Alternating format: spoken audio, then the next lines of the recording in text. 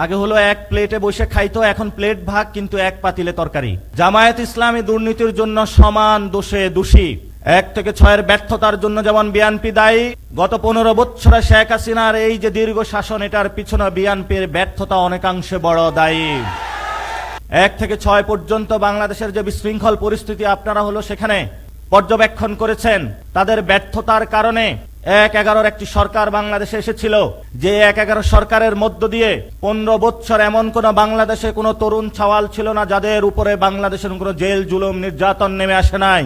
1 থেকে 6 এর ব্যর্থতার জন্য যেমন বিএনপি দায়ী, গত 15 বছরে শেখ হাসিনার এই যে দীর্ঘ শাসন, এটার পিছনে বিএনপির ব্যর্থতা অনেকাংশে বড় দায়ী।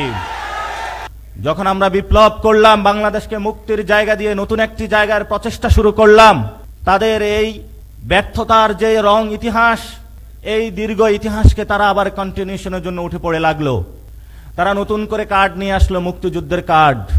কিন্তু তাদের জীবনে মুখে শুনলাম না যে মুক্তিযুদ্ধের যে একটি সাম্য, মানবিক মর্যাদা এবং ন্যায় বিচারের রাষ্ট্র, এই 3টি শব্দ তাদের জীবনেও আমরা কোনোদিন মুখে উচ্চারিত হতে দেখি নাই। আওয়ামী লীগ মুক্তিযুদ্ধের চেতনার ব্যবসা করেছিল, এখন নতুন চেতনার ব্যবসাদার হাজির হয়েছে আমাদের সামনে। আমরা তাদের উদ্দেশ্য বলবো, বাংলাদেশে চেতনা দিয়ে পলিটিক্স হয় না। আপনারা 2001 থেকে 2006 পর্যন্ত জামায়াত ইসলামী সহ প্রত্যেকটা সেক্টরে বাংলাদেশে দুর্নীতি করেছেন, আর এখন নতুন করে প্ল্যাটফর্ম বাগিয়েছেন যে তুমি ইসলাম নিয়ে অর্ধেক, আমি অর্ধেক। আগে হলো এক প্লেটে বসে খাইতো, এখন প্লেট ভাগ কিন্তু এক পাতিলে তরকারি। জামায়াত ইসলামী দুর্নীতির জন্য সমান দোষে দোষী। মানুষ এগুলো এখনো ভুলে যায় নাই। এজন্য আমরা এখনো বলি, সময় আছে, সুযোগ আছে।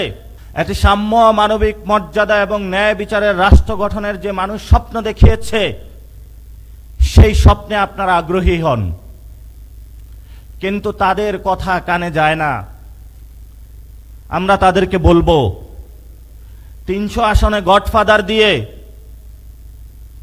শেখ হাসিনা নিস্তার পায়নি, আপনি কিভাবে পাবেন? কোন জায়গায় আপনি স্বপ্ন দেখতে পাচ্ছেন? সেই স্বপ্নটা আমরা একটু বুঝতে চাই।